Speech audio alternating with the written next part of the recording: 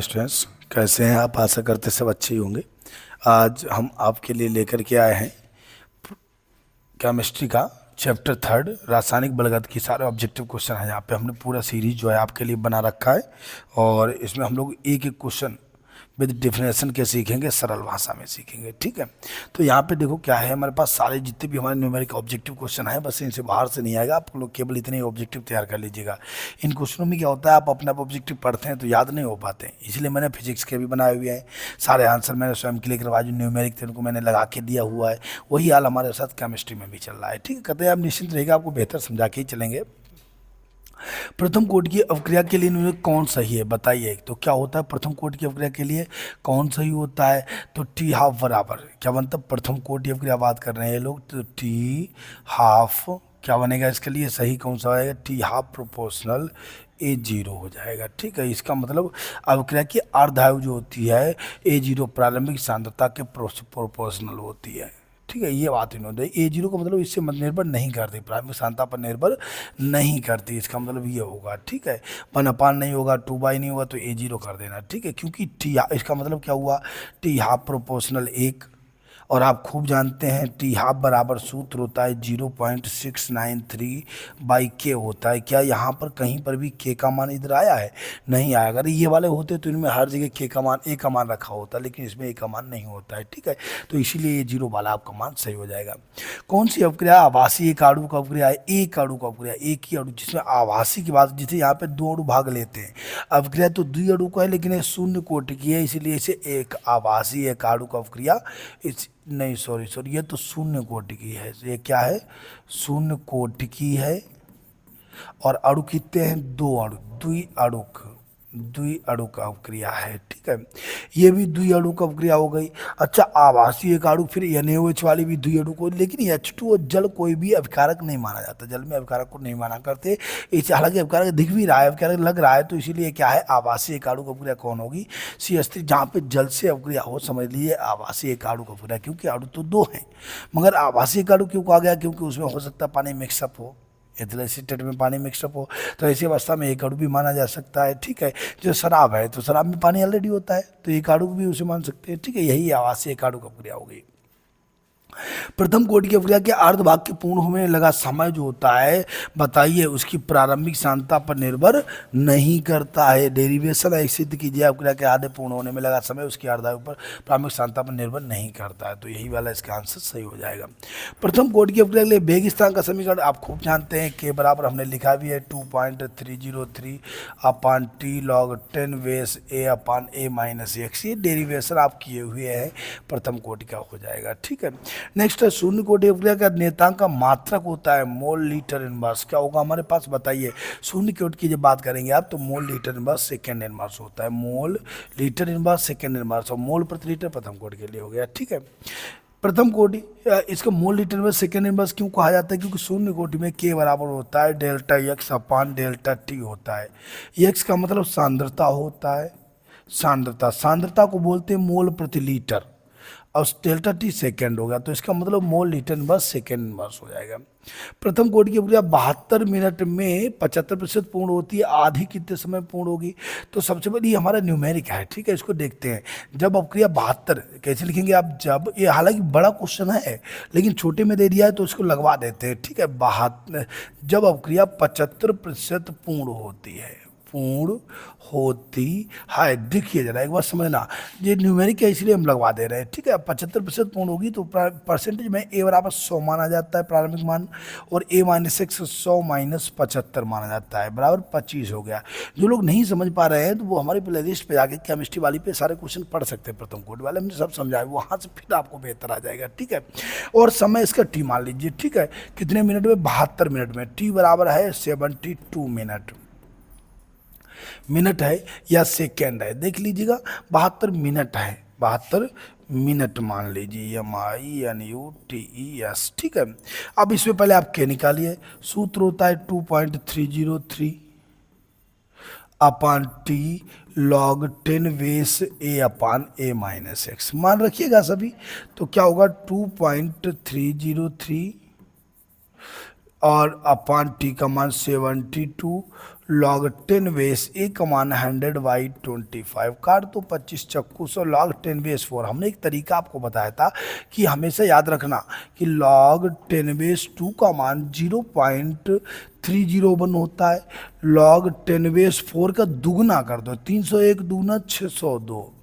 और log 10 base जब 8 की बात हो तो 3 गुना कर दो, 301 3 903। ये सीरीज इसका चलता है, तो वही हम यहाँ पे मान रख लीजिएगा, ठीक है।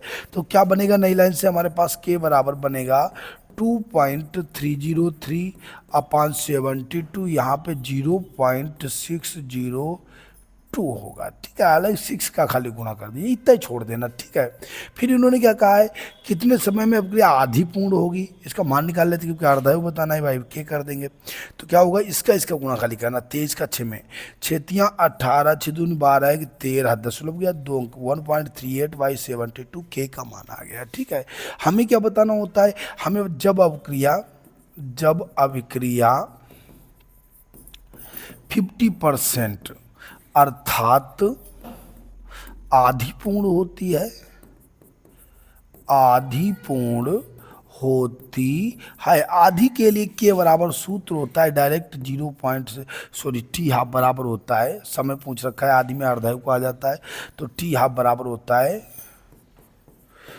0.693 अपान के होता है।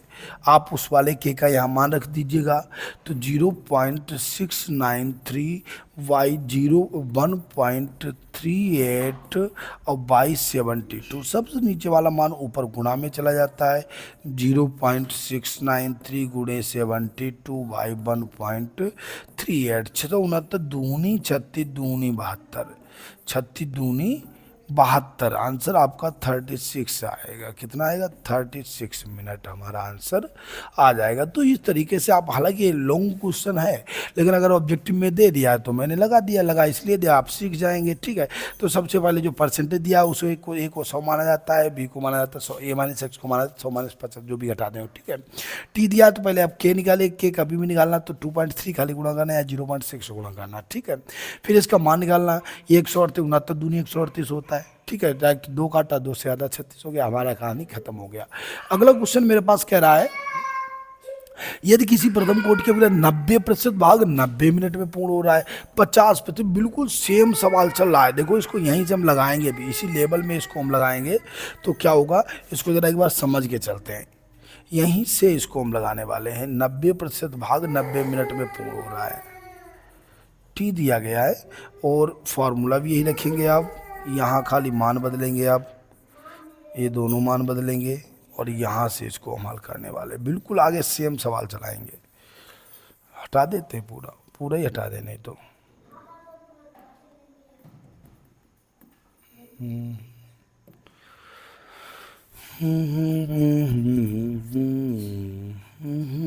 चलो मिटाने में वक्त लगेगा, ऐसे हटाते हैं धीरे धीरे, ठीक है। तो यहाँ पे बिल्कुल के का आप जब मान निकाल लेना, तब आप ये वाला फार्मूला लगाना, आपका आंसर आधा हो जाएगा, बिल्कुल सेम आंसर आएगा। इसी तरीके से जब आप एक तरीके का दूसरा सवाल लगा लो, फिर वो 100% क्लियर हो जाता है। इसीलिए हम प्रयास क्या करते हैं, दूसरा आपसे लग जाए, ठीक है।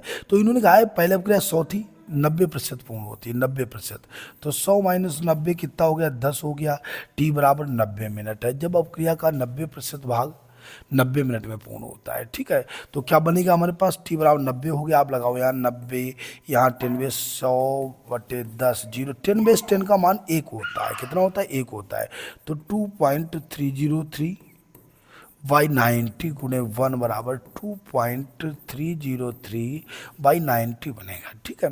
इसका जब आप मान रखेंगे तो 0.693 बटे 2.303/90, इसको कभी भी आप काटना तो 0.3010 आता है। तो क्या बनेगा, क्यों आता है देखना कि 0.30 कितना होता है, 0.3010 गुणे 2.303 का मान हमेशा होता है 0.693, कभी भी लगाया नहीं जाता है। ये है लॉग log 10⁻² का मान है, ये नियत मान होता है, ठीक है।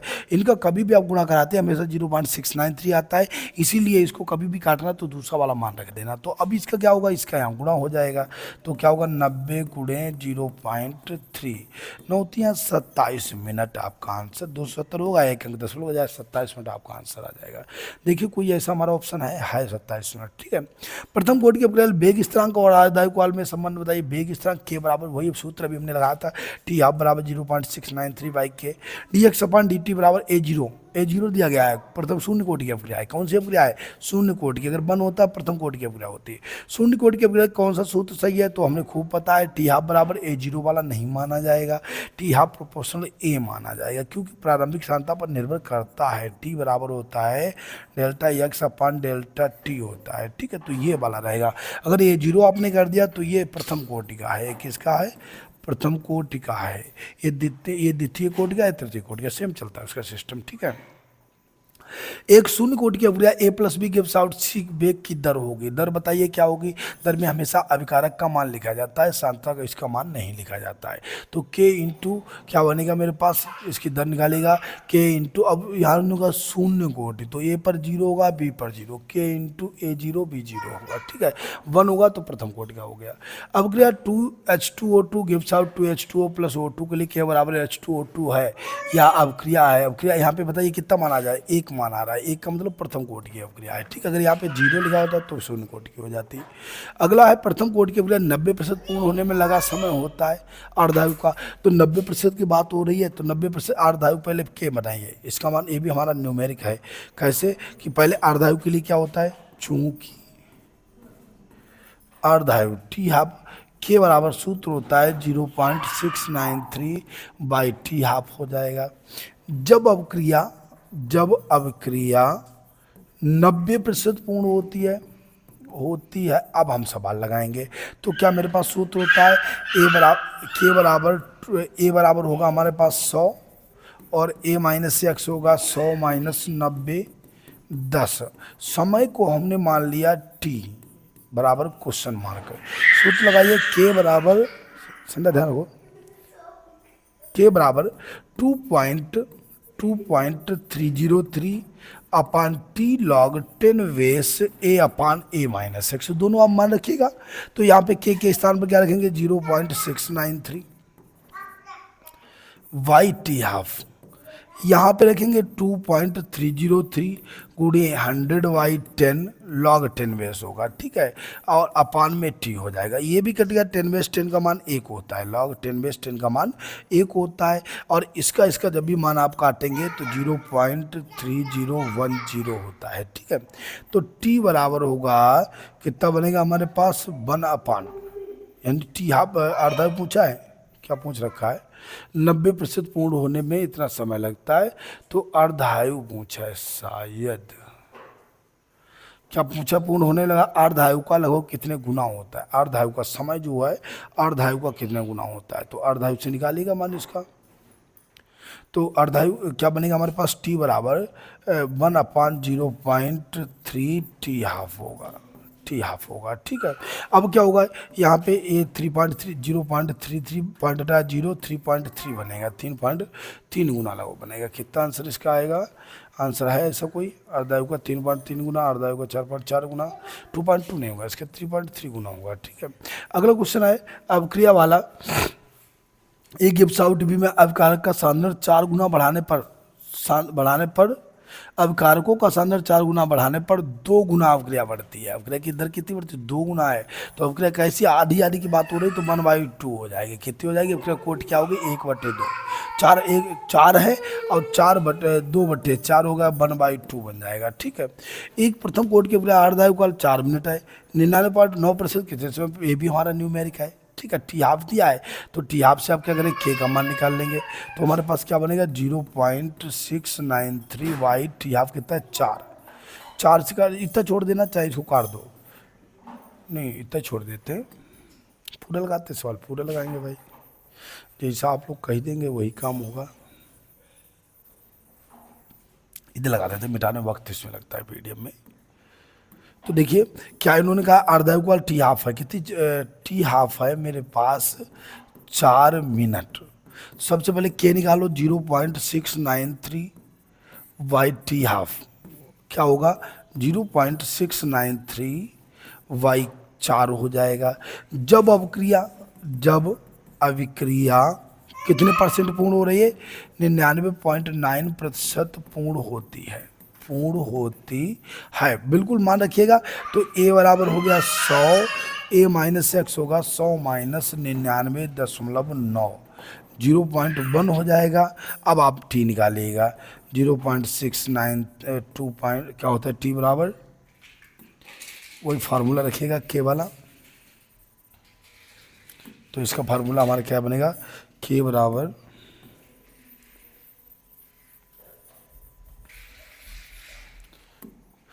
के बराबर 2.303 upon T log 10 base 100 Y 0.1। Point हटाओ, जीरो बढ़ा लो, 1010 की घात 3 बोला जाता है। के का मान 0.693 बाई 4, 2.303 बाई टी, यहाँ लॉग 10 बेस 10 की पावर 3। 1000 को 10 की घात 3 बोलते हैं, 1000 को 10 की घात 3 बोलते हैं। अब तीसरी पावर जाएगी कहाँ, आगे चली जाएगी, ठीक है। ये वाला मान जब कटेगा तो 0.3010 बनेगा। ये मान हम आपको पहले बताए हैं। अब चाहें तो आप इसको भी काट सकते हैं, 0.047827 हो गया, ठीक है। क्या बना मेरे पास 0.07 और अपान में 1 हो गया बराबर टी, इसका लॉग 10 बेस 3 का 0.477 बाई टी हो जाएगा। टी जब हमें निकालना हो तो 0.477 बाई 0.07 पॉइंट हटा लिया, 0 बढ़ाए 70, 7 चौक 28, 7 पना 35, 7 सत्ते 49, ज़्यादा हुआ 6 बार जाएगा। कितना आंसर आना चाहिए, 6 के हिसाब से आना चाहिए। देखिए इसका ऑप्शन मिल रहा है क्या, कोई ऑप्शन मिल रहा है, नहीं मिला, हाँ लगभग 6 से ऊपर आए। भाई 16 तो नहीं हो सकता है, 6 की बात हो रही तो 8 मिनट हो जाएगा, सही 8 मिनट इसका आंसर आ जाएगा। हालांकि सही आ जाएगा आंसर, मैंने वहाँ पे थोड़ा शॉर्ट में लगा दिया है। ए प्लस 2v वेग स्थिरांक P2 व्यक्त करता है। कोटि बताइए, 2 और 1 3, कोटि कितनी हो जाएगी, 3 हो जाएगी। कोटि ऐसे गिन दी जाती है, पावर ऊपर की गिन लो, हो गया। अब क्रिया की अर्धायु 400 सेकेंड है, वेग स्थिरांक बताना है। तो के बराबर क्या हो जाएगा 0.693 बाई 400। पॉइंट हटाया, 3 0 बढ़ा लिए, 4 से काट दो, 5 जो 4 से 4 इक्का 4, 2 बचे 4 सत्ते 28, 1 बचा 4 तिया 12, 1 4 दूनी 8, ठीक है। अब ये 5 अंक है तो 5 अंक चाहे बैक कर लो या 2 अंक बैक मारो तो पावर -3 रह जाएगा, 1.73 पावर -3, ठीक है। कोई अपक्रिया निम्न समीकरण का पालन करती है कि ये तो हमारी कौन सी प्रथम कोटि की है, अपक्रिया कौन सी है बताओ, प्रथम कोटि का सूत्र ही लगा हुआ है अपन -x। वेग स्थिरांक ताप बढ़ाने, वेग स्थिरांक का मान हमेशा बढ़ेगा, ताप बढ़ाने पर जितना भी वेग स्थिरांक आप बढ़ेगा उतना ही ताप बढ़ाने पर वेग स्थिरांक का मान बढ़ता है। किस कोटि की अपक्रिया के लिए वेग स्थिरांक और वेग स्थिरांक की इकाई समान होती है। वेग और वेग स्थिरांक यानी दोनों का मान शून्य कोटि की अपक्रिया के लिए बराबर होता है। शून्य कोटि की अपक्रिया में वेग और वेग स्थिरांक दोनों का मान बराबर होता है। कौन सी अपक्रिया शून्य कोटि की होती है, शून्य कोटि आप ऐसे बता दीजिएगा। शून्य कोटि में H2 + Cl2 gives out minus, शुरू में ही आपको बताया ये हमेशा शून्य कोटि की अपक्रिया होती है, ठीक है। प्रथम कोटि का A0 प्रारंभिक साधन हो गया, टी इतना है तो निम्न सूत्र शुद्ध व्यंजक ज्ञात करना है, तो ये हम आप पढ़ चुके हैं। और इन्हें समीकरण देखिए, ए बराबर A0 E base minus KT, क्या होता है ए बराबर A0 E base minus lambda T, अगर के लिखा है तो KT हो जाएगा, सूत्र हमारा वही है, ठीक है। और इन्हें समीकरण के लिए मान्य हो जाता है। अगला क्वेश्चन है, प्रथम कोटि की अपक्रिया में 50 सेकेंड में प्रारंभिक सांद्रता आधी रह जाती है, के बताना। फिर वही फार्मूला है, 0.6 आधी का शब्द ही टी हाफ कहलाता है। 50 कर दो, पॉइंट हटाया 3 0, 5 से काटा 5 5 3 15, 4 5 8 40, 5 6 30 और 3 4 अंक है, 2 अंक बैक मार दो, 1.32 पावर 2 आंसर आ जाएगा, 1.32 पावर -2 कितना बनेगा, ये वाला बनेगा आंसर इसका, ठीक है। ध्यान रखिएगा कुछ आंसर इसमें गलत भी है, बुक्स में आंसर थोड़े बहुत गलत है, ध्यान रखिएगा, इसीलिए हमारा आंसर समझ के चलिएगा, ठीक है। वो आंसर इसका सही होगा। प्रथम कोटि का वेग स्थिरांक कितना है अर्धायु, बता बिल्कुल सेम फार्मूला पलटा मार दो ऐसे ही, तो हमें क्या बताना, अर्धायु टी हाफ आपको बताना है। क्या बताना है आपको? टी हाफ बताना है। तो टी हाफ बराबर क्या सूत्र होगा? 0.693 बटे, इसको बैक करिएगा 3 अंक, -3 है, 3 अंक 0.002, लो 3 अंक बैक मार दिया, पॉइंट हटा दिया, 2 से काटा, 2 तिया 6, 2 चक्कू 8, 2 छंग 12, 2 पंचे 10, 346.3 पावर 2 बनना, 2 पावर 3.46 पावर 2 आंसर आ रहा है। ठीक है, नेक्स्ट है बेग स्थिरांक दिया है, कोटि बतानी है। कोटि तो ऐसे आप बता दीजिए, बेग स्थिरांक दिया है तो कोटि बता दो, इसकी पावर -5 है, कौन सी हो जाएगी? द्वितीय कोटि की, क्योंकि मात्रक भी मोल लीटर में सेकेंड बस आ रहा है। ठीक है, द्वितीय कोटि की अब क्रिया हो जाएगी। ठीक है, अगला है अब क्रिया A+2B गिव्स आउट उत्पाद के लिए वेग स्थिरांक इतना है। बताइए अब क्रिया की आणविकता क्या होगी? तो ए 2 यहाँ है, 1 यहाँ है, 3 हो गई आणविकता। ठीक है, half A plus gives out 2B के लिए ए और बी के दर निम्न प्रकार हो सकती है। इसका जब भी आपको फार्मूला बनाना हो तो पहले इसको इधर यहाँ गुणा किया जाता है, तो A बराबर 2 दूनी 4B हो गया। अब लगाइए आप, क्या है? इनके बनने की दर और विघटन की दर बतानी है। तो के बराबर सूत्र होगा हमारे पास, आगे वाला मान माइनस होता है dA/dt बराबर अगला मान 1/4 प्लस का होगा dV/dt। इसका फॉर्मूला का तरीका हम आपको सिखा रहे, शायद आपको नहीं पल्ले पड़ा होगा, मैंने तो नोट कर दिया है, आपके पल्ले नहीं पड़ा होगा। इसका सिस्टम होता है, जैसे ये तो बराबर कर लिया, फिर जो यहाँ पे जो नंबर होगा, जैसे ये वाला मान dA/dt लिखा जाएगा, बी वाला dV/dt, लेकिन यहाँ पर जो नंबर होता है वो हमेशा बटे में लिख दिया जाता है। 4 था तो मैंने 4 लिख दिया। अभी और भी आएंगे इसके सवाल।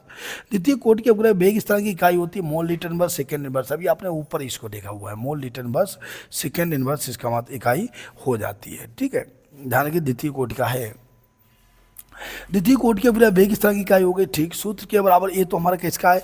आर्यनीय समीकरण का है। ठीक है, के लिए सत्य कथन क्या होता है? तो ये क्या है? सक्रियण ऊर्जा है। सही बात है, वेरी गुड बात है।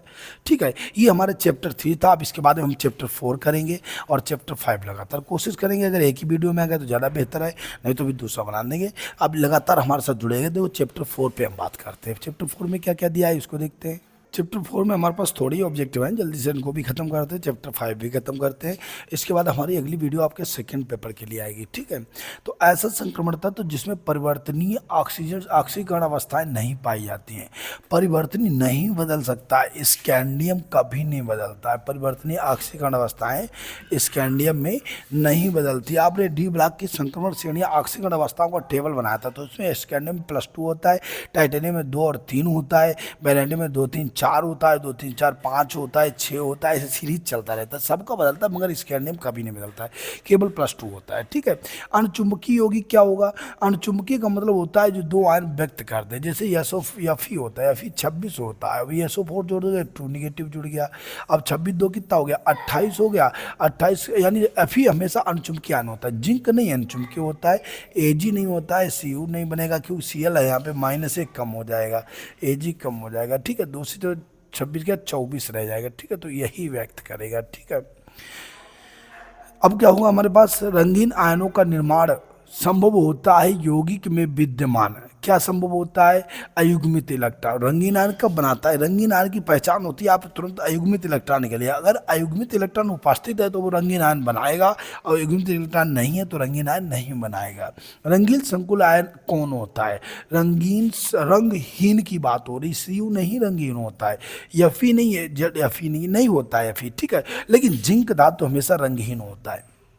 Zn 30 होता है और 2 पॉजिटिव 2 घटा दो कितने हो गए? 28, 2 8 18, 2 8 18। कोई भी अयुग्मित इलेक्ट्रॉन उपस्थित नहीं होता, इसलिए यही रंगहीन हो जाएगा। ठीक है, एक संक्रमण धातु की अधिकतम ऑक्सीकरण अवस्था प्राप्त करने में कौन इलेक्ट्रॉन मुक्त होते हैं? तो संक्रमण धातु की बात हो रही है। संक्रमण धातु में ऑक्सीकरण अवस्था Ns होता है और N+1 N-1 × D होता है। अंदर वाले कोष के D उपकोष में इलेक्ट्रॉन भरे जाते हैं। ठीक है, याद रखना। ठीक है, अगला है Fe है। Fe डी ब्लॉक का तत्व है।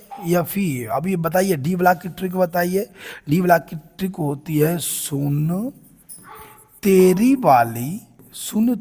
वाली कार में फिर कोई ना कोई जाएगा। सुन तेरी वाली कार में फिर कोई ना कोई जाएगा। ट्रिक है हमारे पास, ठीक है। हालांकि हमने जो टॉपिक बना रखे हैं, हमारे पास कई क्वेश्चन है, डी ब्लॉक है या ब्लॉक है, वो पढ़ लीजिएगा, उसमें सब ट्रिक्स लिखे हुए हैं। तो सुन का मतलब स्कैंडियम, तेरी का मतलब टाइटेनियम, वाली का मतलब वी, कार का मतलब सिया, मे का मतलब यमन मैग्नीज, फिर या फी हो गया, कोई का मतलब सी यू, ना से या ना आई हो गया, कोई का मतलब सी यू जाएगा जेड एन हो गया, जेड एन, ठीक है। सुन तेरी वाली कार में फिर कोई ना कोई गया, तो या फिर डी ब्लॉक का तत्व है। अधिकतम ऑक्सीकरण अवस्था कौन प्रदर्शित करेगा? अधिकतम ऑक्सीकरण अवस्था कौन? 3D54S1, ठीक है।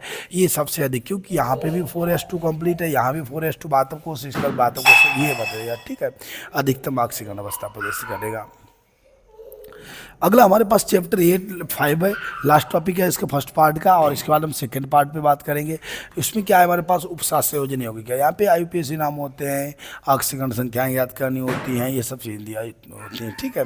अच्छा, त्रिविम समावयवों की संख्या बतानी, समावयवी कितने होंगे, समावयवी आपको बताने, इसको देख के चलते हैं, शुरुआत यहीं से करते हैं हम लोग, ठीक है। त्रिविम समावयवी बताइए, समावयवी कैसे माने जाते हैं?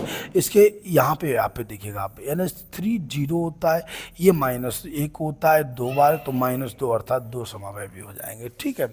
अगला क्वेश्चन मेरे पास है हेट्रोलैप्टिक, यानी होमोलैप्टिक माने होता है एक ही प्रकार के लिगेंड जुड़े हो, होमोलैप्टिक होता है केंद्रीय धातु आयन से, या फिर ये सब केंद्रीय धातु आयन होती है। बड़े क्वेश्चन से पहले वाली केंद्रीय धातु आयन, जब केंद्रीय धातु आयन से केवल एक ही प्रकार के लिगेंड जुड़े हो तो उसे होमोलैप्टिक कहते हैं, और जब एक से अधिक प्रकार के लिगेंड हो तो उसे हेट्रोलैप्टिक कहते हैं। यहाँ पे एक ही प्रकार का होमोलैप्टिक हो गया, एक ही प्रकार आई दिया है होमोलैप्टिक, NH3 दिया है होमोलैप्टिक, लेकिन ये हेट्रोलैप्टिक हो गया, ठीक है। CO का होल 5 Cl, CO की ऑक्सीकरण संख्या आपको ऐसे हम बता देते हैं, NH3 का ऑक्सीकरण संख्या 0 होता है, Cl का -1 होता है, Cl2 का -1 होता है। बताइए 2 1 -2 -1 -3 बराबर में गया प्लस का 3, और नहीं तो दूसरा तरीका CO हमेशा +3 होता है। IUPAC नाम हमारे वीडियो पड़ा हुआ है, आप वहाँ देख लेना, बहुत सरल तरीके से मैंने समझाया हुआ है। जटिल यौगिक Fe दिया है, Fe की ऑक्सीजन इलेक्ट्रॉन, अयुग्मित इलेक्ट्रॉन बताना, क्या बताना है? Fe अयुग्मित इलेक्ट्रॉन, ऑक्सीकरण संख्या निकालो, Na का -1 होता है, H2O का 0 × 5 0 हो गया, ठीक है। SO4 -2 -3 हो गया, 26 होता है, या Fe बनेगा मेरे पास, या Fe 3 पॉजिटिव बनेगा, ठीक है। अब जो 3 पॉजिटिव होगा तो 26 माइनस कितना होगा 3, 23 बनेगा।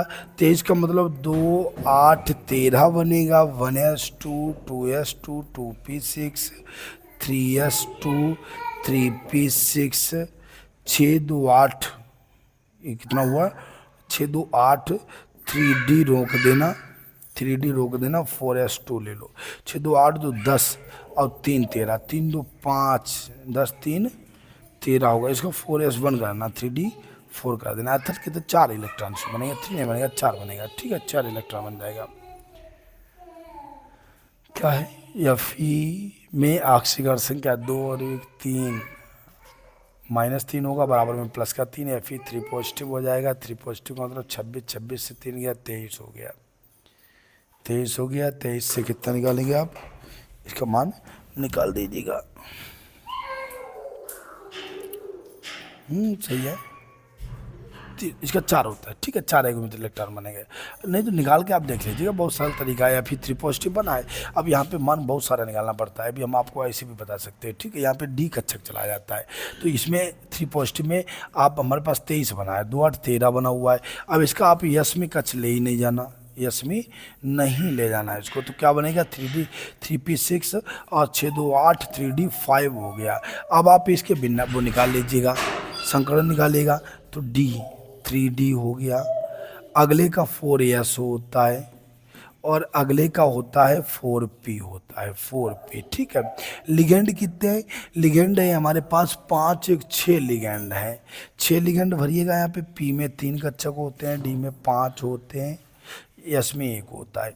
एक लिगेंड ये भर गया, एक लिगेंड ए भर गया, एक लिगेंड ए भर गया, एक लिगेंड ए, 2 2 4 और 1 5 और 1 6 हो गया, कितना 2 2 4 2 6 लिगेंड हो गए। अब 3D में कितने बच्चे हमारे पास? 5 इलेक्ट्रॉन है, 2 2 4 और 1 5, एक अयुग्मित इलेक्ट्रॉन बनेगा। इसका अयुग्मित इलेक्ट्रॉन एक आएगा, एक कोई ऑप्शन है नहीं है, तो इसका ये होगा भी नहीं, इसमें से इसका आंसर इनमें से कोई नहीं बनेगा, ठीक है। कर दीजिएगा, उसको देख लेना एक बार। कौन सा धनायन अमोनिया के साथ एमीन संकुल नहीं देता? अमोनिया के साथ रिएक्शन एल कभी नहीं करता, AlNH3 के साथ रिएक्शन नहीं करता, संकुल यौगिक नहीं बनाता है, ठीक है। COAN का होल टॉय Cl2 में CO का समन्वय संख्या बतानी, समन्वय का उपशासन इसका 2 गुना होता है, Cl का 2 होता है, तो कितना हो जाएगा हमारे पास 2 दूनी 4 2 6 बनेगा। C2O4 और EN इसमें हमेशा 2 लिगेंड गिने जाते हैं इस तरह, तो 2 दूनी 4 ये 2 ये वाले 6 हो गए। अगर C2O4 होता तब यही सिस्टम होता है इसका, ठीक है। अगला पॉइंट है कौन सा आयन उपसाचुरेटेड यौगिक नहीं बनाता? उपसाचुरेटेड कभी भी Na नहीं बनाएगा, क्या बताइए Na क्या करेगा? ये सब धातुएं है, ये हमारा सोडियम आयन होगा, ठीक है, पॉजिटिव सोडियम K, ठीक है। दोनों वर्ग समतलीय यौगिकों में समपक्ष और विपक्ष में विद्यमान होते हैं, समपक्ष और विपक्ष Ma2B2 होता है, Ma2B2 होता है, A2B2 याद रखिए, समपक्ष विपक्ष में A2B2 होता है। CuCN का होल पर 3 नेगेटिव में CU की समन्वय संख्या ऐसे बता दो 4 हो जाएगी, ठीक है, यही होता है लिगेंड की संख्या। लिगेंड संख्या समन्वय संख्या एक ही बात होती है। K3 में कोबाल्ट की ऑक्सीजन बताइए, कोबाल्ट की ऐसे लगाओ, K का होता है +1, तो 1 × 3 CO का X C2O4 -2 × 3 होता है, C2O4 का -2 होता है, तो 3 + अब बराबर 0 कर देना, 3 + x -6 बराबर 0, तो x -3 बराबर x बराबर +3, और वही से भी कोबाल्ट +3 ही होता है, इसका आंसर ये हो जाएगा, ठीक है। अगला है CR की समन्वय संख्या बताइए, हमेशा 2 गुने चलती है, 3 दूनी 6 मानी जाएगी, क्योंकि C2O4 और ये दोनों 2 गुने चलते हैं, तो C2O4 में क्या होता है, COO negative bond COO negative होता है, और NH3 इसका EN का होता है CH2 bond CH2 bond NH2 bond NH2, 2 गुने गिने जाते हैं, ठीक है। कौन सा उभयदंती लिगेंड के समान व्यवहार? उभयदंती लिगेंड हमेशा NO2 के समान व्यवहार करता है, NO2 निगेटिव, ठीक है। KMnO4 में Mn की ऑक्सीजन संख्या आप ऐसे बता दो, K की 1 हो गई, Mn की x मान लो, O की -2 × 4 हो गया बराबर 0, 1 + x -8 x -7 x बराबर 7 बन जाएगी, कितनी बनेगी 7 ऑक्सीजन संख्या हो जाएगी। कौन सी Mn की ऑक्सीजन संख्या +6 है? आप ऑक्सीजन संख्या निकालनी पड़ेगी, ये तो 2 3 6 नहीं मानी जाएगी, बराबर में प्लस की 6 चली जाएगी, ठीक है, लेकिन 2 गुना लगाए तो याद ही रह जाएगी 3, इसकी 4 दूनी 8, 8 से 2 गया 6, बस यही वाली बन गई, ठीक है।